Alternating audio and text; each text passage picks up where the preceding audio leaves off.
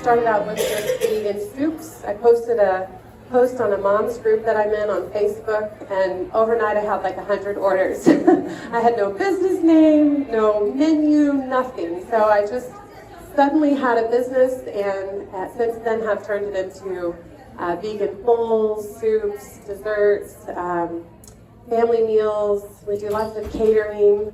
So it's wonderful to be a part of this change in Houston and see so many wonderful people want to have a healthier life and choose what they put in their bodies a little bit better than we have been for a long time. So I am going to show you guys today 3 dishes. The first one is going to be a red cabbage slaw that will go on top of a chickpea burger that I'm going to serve bunless, but you can absolutely put it in between a hamburger bun and eat it that way. I love to eat it that way too.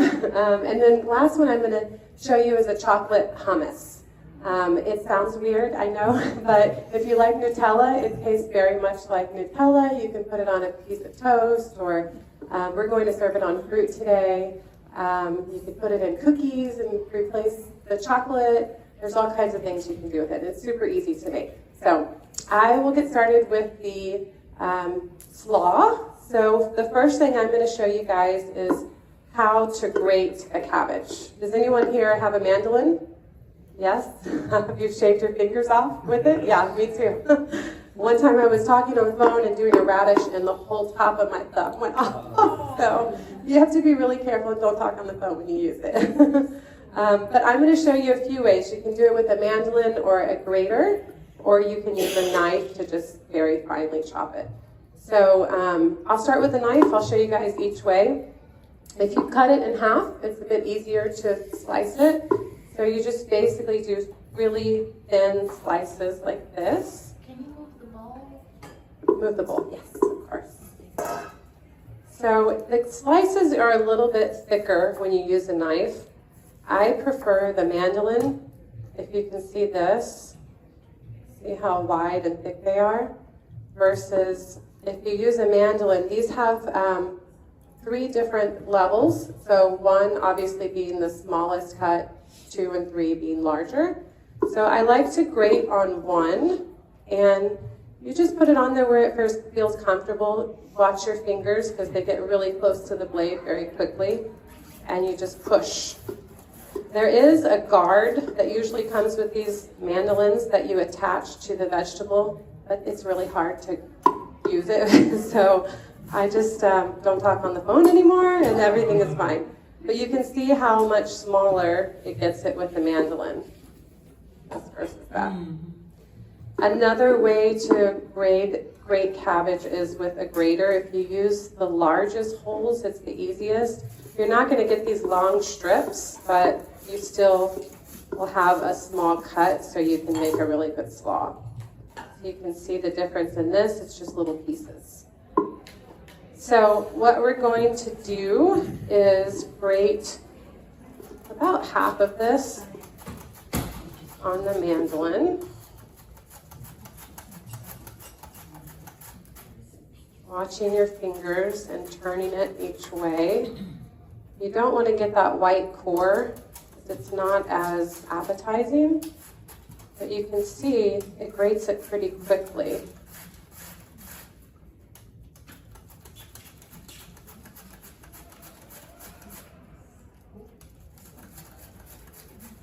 We've got a pretty good pile already.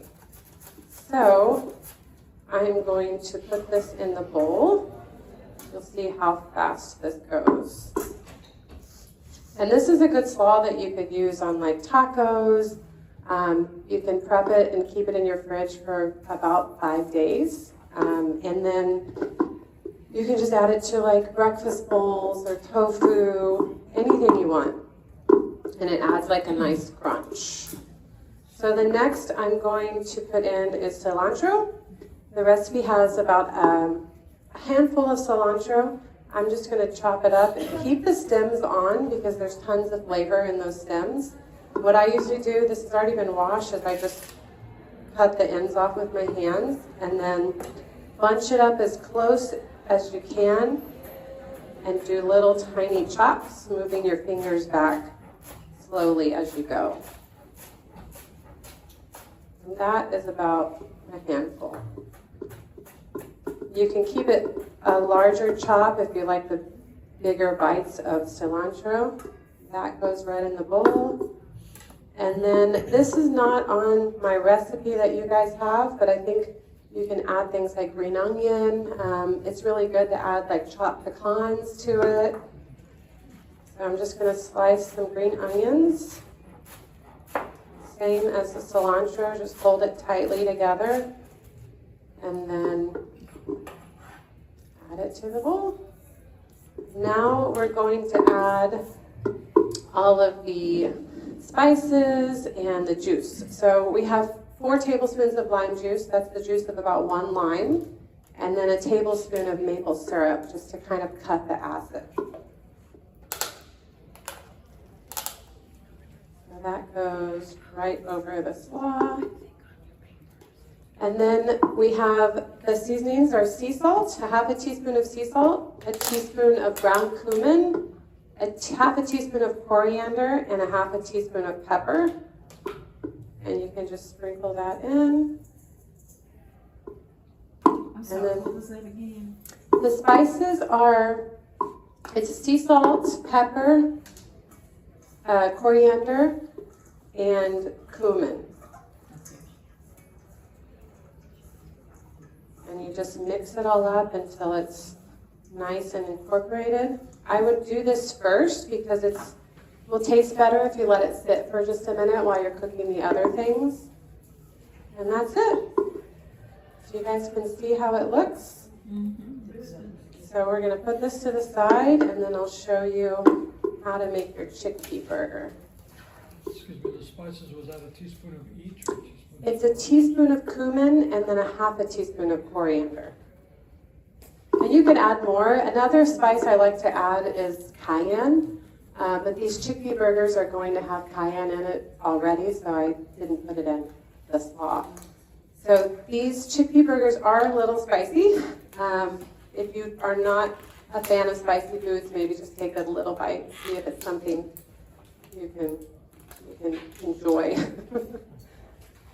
Okay, so with the chickpea burgers, this is also super easy. Has anyone ever made a veggie burger in here? Yeah? Which beans did you like to use? A lot? Black. Yeah, black beans are great. Cannelli beans are great. Chickpeas are good because they're firm, so you have a little bit more of a bite to it. I can't get my gloves on. Your hands get wet, it's really hard. Okay, that's good. Do you cook them or use canned? So you can do either. You can use canned, just look for something with a BPA lining and rinse them really good. How long do they hold together? They hold in the fridge, like after it's made. You can keep it in the fridge for 5 days, and then in the freezer, it will freeze well for months. Well, I mean, do they fall apart when you're... Oh, no, they don't. Yeah, that's why I like the chickpeas, because they're a little bit firmer, so it makes a better veggie burger. Black beans would also hold together well. And we're only going to puree this for just a few pulses so that it's kind of more chunky. Okay, so first step is to add your chickpeas. I'm going to add about a cup. I have some extra just in case we need to make it a little bit thicker. Then we're going to add a half of a juiced lemon, which is about 2 tablespoons.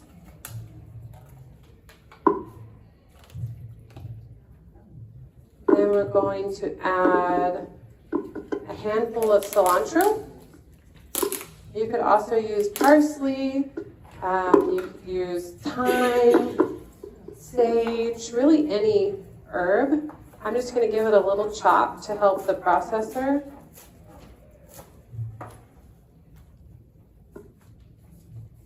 And then we're going to add a 1/4 cup of ground flaxseed. And this is going to be like the glue that holds the burger together. What is it? Flaxseed, yeah, ground flaxseed. We're going to add 2 garlic cloves. And you want to cut them up already because we're only going to lightly process this. So if they're not already cut, you're going to get big chunks of garlic.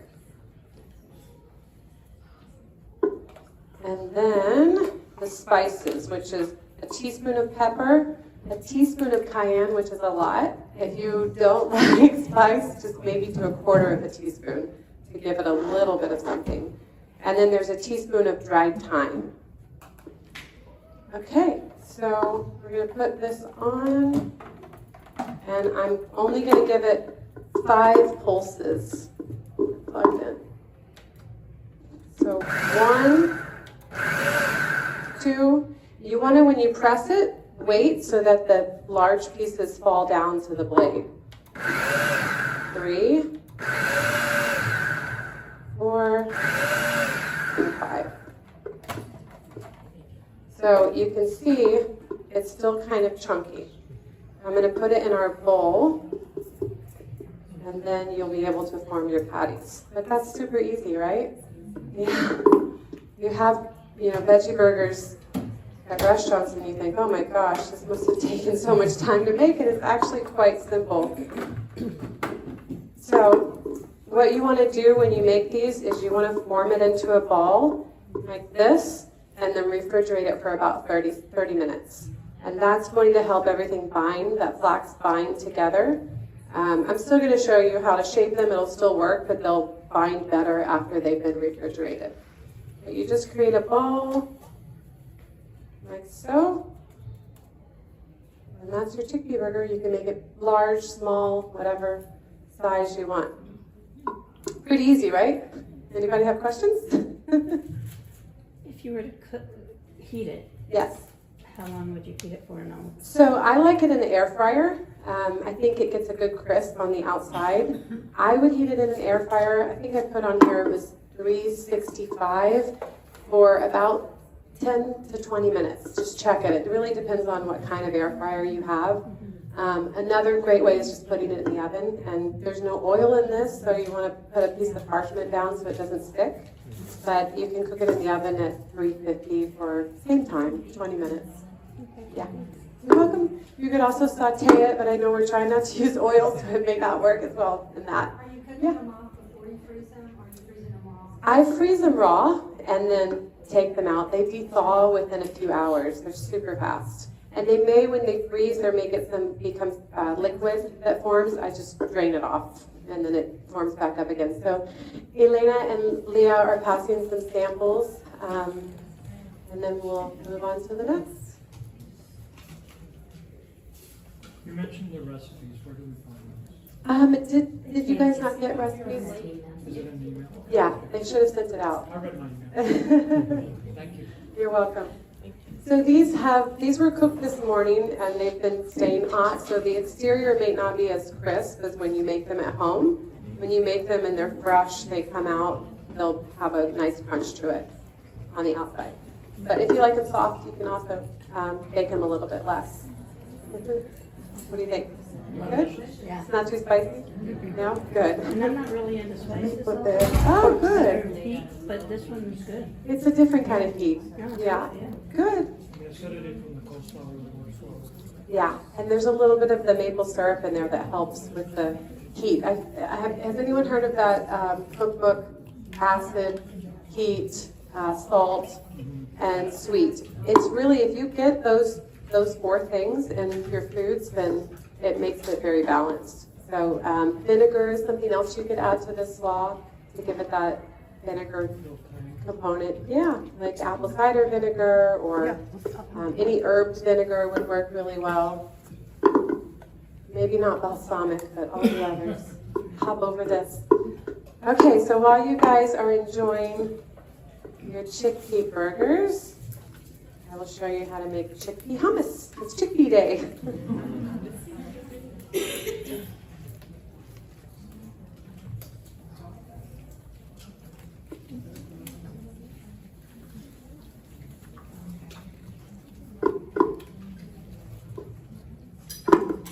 So this chickpea spread is something that I trick my kids with. I have 2 daughters that tried Nutella once and are obsessed with it ever since. So I try to trick them and tell them it's Nutella. Sometimes it works, sometimes it doesn't, but I feel like it's a pretty close match.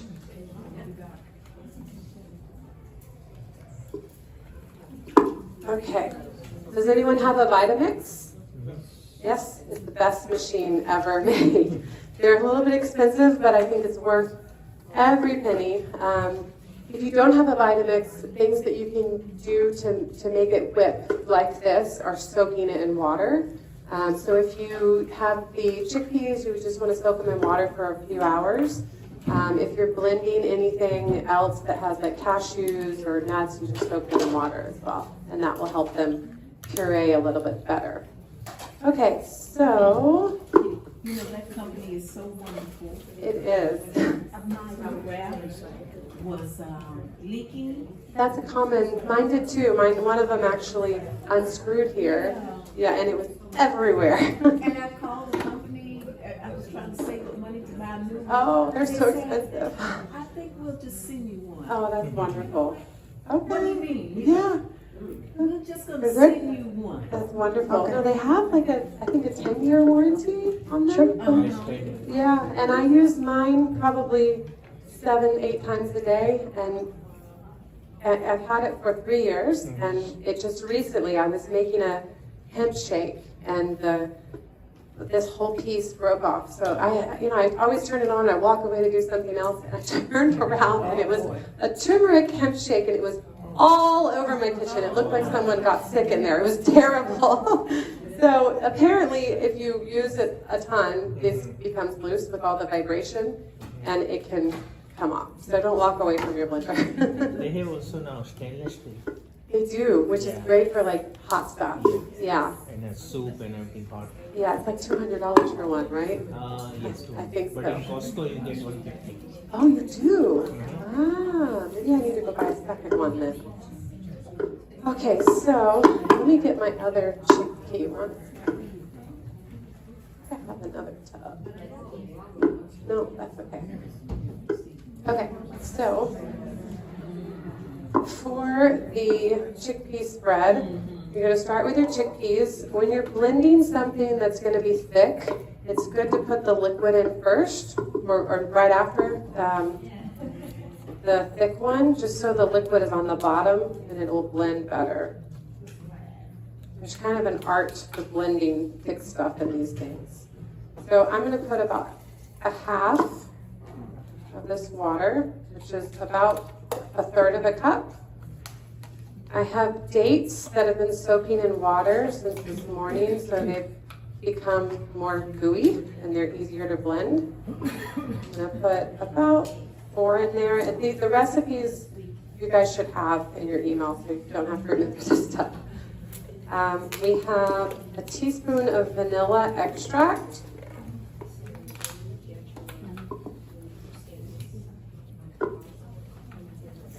A half a teaspoon of kosher salt. You could use sea salt as well, just increase it a bit. Kosher salt is more salty than sea salt. And then we have about a half a cup of maple syrup.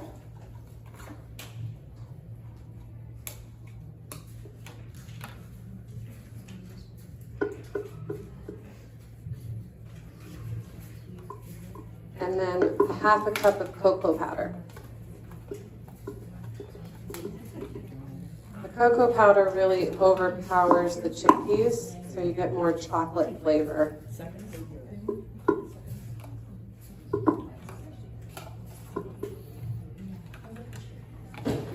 Okay, so for this recipe, it's good to use the poker. Does anyone know what this is called? Vamper. Did you say vamper? Oh, damper. Okay, that's right. I've heard that before.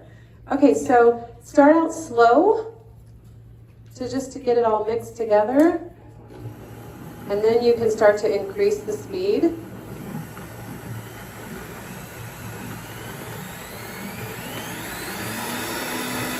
And you want to blend it for just about a minute.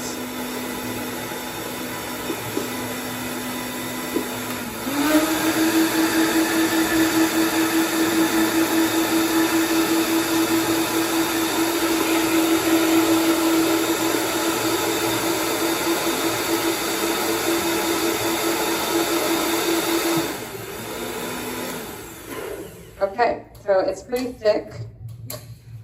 This is best if you take it and put it in a container and then in the fridge until it gets a little bit harder. But this is how you make chocolate hummus. So these are all pretty simple. I think it went faster than I thought it would. Yeah, these are very easy to follow recipes. I think vegan foods can sometimes be overwhelming because there's so many steps to it. So I wanted to show you guys some easy recipes. Like dessert, huh? It's like dessert.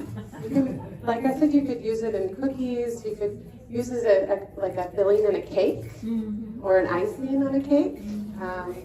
If you put more chickpeas, it becomes thicker, and then you could pipe it as like an icing on cupcakes. It's all customizable. So, anybody have any questions? How long would it stay fresh in the fridge? Hummus stays fresh for a long time. I would say about a week, and then you could freeze it if you wanted to. And it may, in the freezer, get a little bit more water, but just dump the water out, and then I would give it a good stir, and it should be fine. Yeah, freezer for about 3 months. Okay, good. So bring Is it it around. like, can we switch chickpeas with any other thing like cashew or anything? You could do cashews, maybe add a little bit more water because they're thicker, so you need more liquid to make it creamy. Absolutely, you can. You can make cashew creams and just add the cocoa and maple syrup to it. Yeah. Another, Leah was telling me she makes it with cannelli bean because you have less of a bean flavor, which that would work. It also would make it more creamy too. But I think you'll see this is pretty creamy. Avocado. Oh yeah, avocado. You do it with just avocado and the cocoa? Cocoa, either dates or nuts. Yeah, delicious. What do you guys think of the chickpea burger? It was very nice. Yeah, not too spicy? No, A little spicy. I'm sorry. for me, Hopefully this will fix it. When you get it just right, that's okay. Exactly. Yeah. This had a teaspoon, which is a lot. I would reduce it by half if you want it less spicy. Yeah. it was very filling, like Good. small, yeah. So much protein in it. So you can have it, by itself or with the bun. I like those buns. Pete's Crazy Bread or something. Dave's Killer Bread. Those, Yeah, they have really great buns. Yeah. If you put them in the oven, I love them with these burgers. And then you can put the slaw, like a green sauce, and I like spice, so the more spice the better. But or like a veganese or something, or a cashew cream, things like that would work with it. So do you use any kind of vegan cheese on a I burger? don't. I have tried some, but they're not local. There's a company called Dairy, which is in Oregon. Has anyone heard of it? It's spelled D-A-R-E. They make very good vegan cheeses. There's a place in Austin called Rebel that's really good. Yeah, you've tried them. They're beautiful. Yeah, they just went on Shark Tank, and now they're going to be huge. So you'll probably see them in stores soon. But they ship cheeses, so if you ever wanted to try them, Yeah, I have you some order. station. Yeah. You do? Oh, you do? Yeah, that's They great. do very good. Yeah, their cheeses are great. Their brie is my favorite. Oh. Yeah. So, yeah. Any other questions? No? All right. Well, everybody enjoy the sample. Yes. So I started it out as a soup business. I have about 18 soups on my website that we do, 18, and I still have so many more I need to add. I started it with a lentil soup. I love lentils. My favorite of all the soups is probably, I do a no cheddar brock, which is like a broccoli soup.